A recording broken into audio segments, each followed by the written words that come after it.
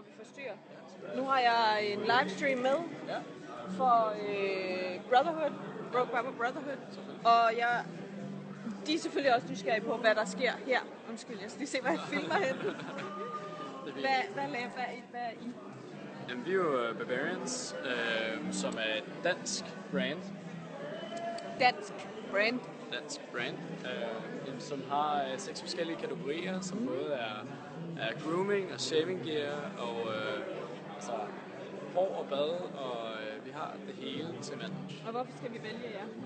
Jamen, dels fordi, at det er dansk, og så også fordi vi går rigtig meget ind for kvaliteten i vores produkter.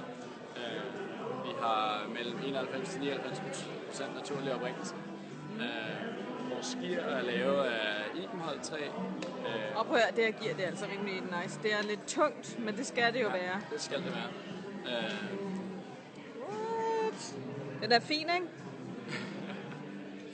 Ja. Og så går vi mere ind for elegance. I forhold også til duften, som er væsentligt anderledes end det her skovmands univers. Så det ja, og lige tidligere, ikke, der var jeg henne, og der fik jeg lov til at dufte den her. Og jeg kigger altså 2 gange, hvis man har den her på, hvis den lige kommer forbi mig i farten. Ja. Det er sindssygt godt. Ja. Og det er så også en parfume i stedet for en... Ja, det er lige præcis. Det er måske bedst lige at sige, det er ikke en shaving cream eller noget, det er en parfume og en duft. Så der er lidt for enhver smag, hvis det er til hår, eller hvis det er overgearet, man kan lide, eller hvis det er cremer og aftershave. Så der er lidt for enhver smag. Hvor meget tænker I over, hvordan I præsenterer jeres ting, som her? Altså, det gør alle jo. Det hele ser super lækkert og super tjekket ud. Men hvor meget spiller det ind, før I kommer til et sted her? Det spiller rigtig meget. Nu er det godt nok vores første messe, vi er på, så vi lærer jo selvfølgelig også. Ja, jo, præcis. Men alle de ting, vi har, for eksempel vi har nogle gamle danske ting med, som den her barat, som har været min farfars... Det har været din farfars? Det har været min farfars. Kan man se den? Hvor fanden filmer jeg henne? Der! Ting med, som ikke bare er papirplastik og noget, man skal købe i mere.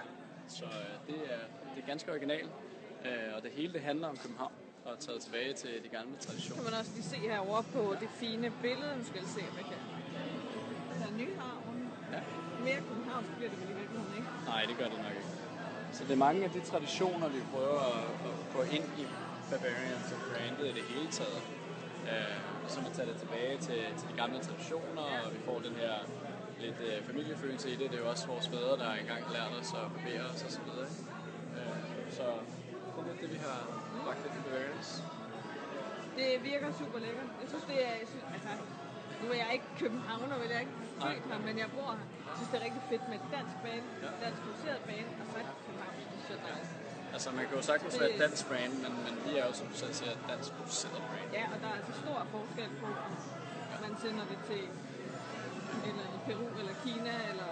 Altså, selvfølgelig får vi vores gear at lave i Hongkong. Jo, naturligvis. Men alle vores cremer og vores olier og så videre, det bliver produceret i Danmark. Ja. Så det er Barbarians.